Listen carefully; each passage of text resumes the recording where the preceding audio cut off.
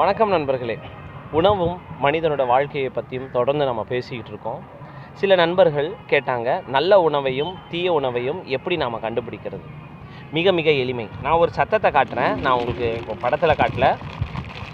ஒரு சத்தம் கேட்குதா? ஏன்னா அதுக்கப்புறம் நான் இந்த கம்பெனி வேணாம் அந்த கம்பெனி வேணான்னு சொன்னாங்கன்னு சொல்லுவாங்க. இந்த சத்தம் கேட்குதா? இது ஒரு நீங்கள் என்ன கம்பெனின்னு கண்டுபிடிக்க முடியாது. ஒரு பேக்கெட்டில் அடைந்த உணவுகள், பேக்கெட்டில் அடைக்கப்பட்ட உணவுகள்.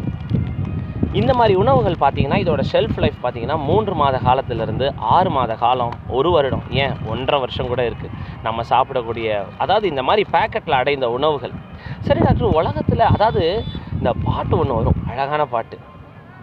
அன்பா பேசுகிற பொண்ணுங்க எல்லாம் அழகாக இருக்க மாட்டாங்க. ஆமாம், நல்ல உணவுகள். நீங்கள் சாப்பிட்ற கேரட், ஏன் இருக்கிற பிரியாணிலேயே ஃபேமஸான பிரியாணி மட்டன் பிரியாணி தான்.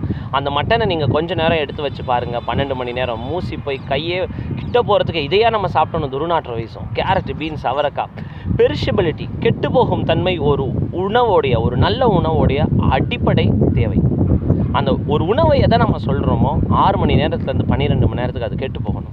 பெரிஷபிலிட்டி, ப்ராஸ்பெரிட்டி, அடிக்கடி பதவுகளில் சொல்லிகிட்டு இருக்கோம். ஒரு உணவு கீழே போட்டால் வளரணும் அல்லது அந்த உணவு கெட்டு போகணும். இது ரெண்டுமே இல்லாதது ஒரு நல்ல உணவாக இருக்க முடியாது. அப்போது இந்த பேக்கெட்டில் அடைச்ச உணவில் உங்களுக்கு என்ன டாக்டர் கஷ்டம் அப்படின்னீங்கன்னா, 5 உடலுக்கு மிகவும் மோசமான நிலைக்கு மாற்றக்கூடிய விஷயங்கள் இந்த பேக்கெட்டுக்குள்ளே அடைஞ்சிருக்கு. என்னென்ன அப்படின்னு பார்க்கலாம். முதல்ல அது கெட்டு போகாமல் இருக்கிறதுக்கு ஒரு கெமிக்கல். கலர்.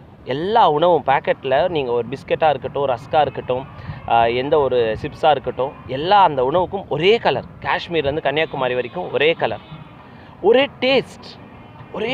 டேஸ்ட்டுக்கு ஒரு கெமிக்கல். வாசனை, ஒரே வாசனைக்கு ஒரு கெமிக்கல். மொறுமொறுன்னு இருக்கிறதுக்கு ஒரு கெமிக்கல், ஸ்டெபிளைசிங் ஏஜென்ட்ஸ்.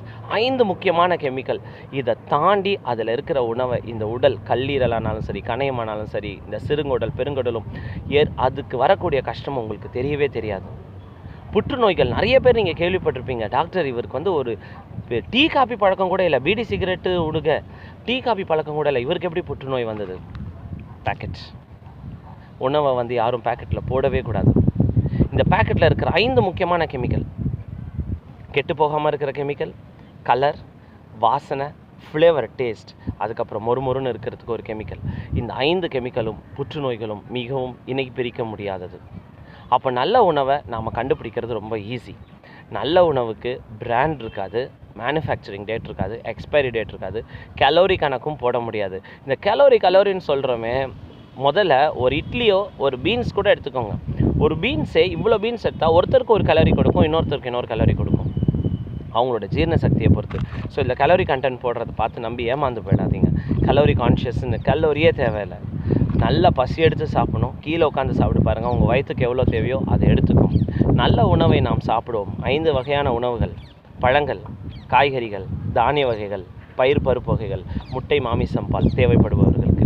நல்ல உணவை தேர்ந்தெடுப்போம். நல்ல உணவெது, தீய உணவெது என்று பிரித்து பார்க்கும் பகுத்தறிவை தருவோம்.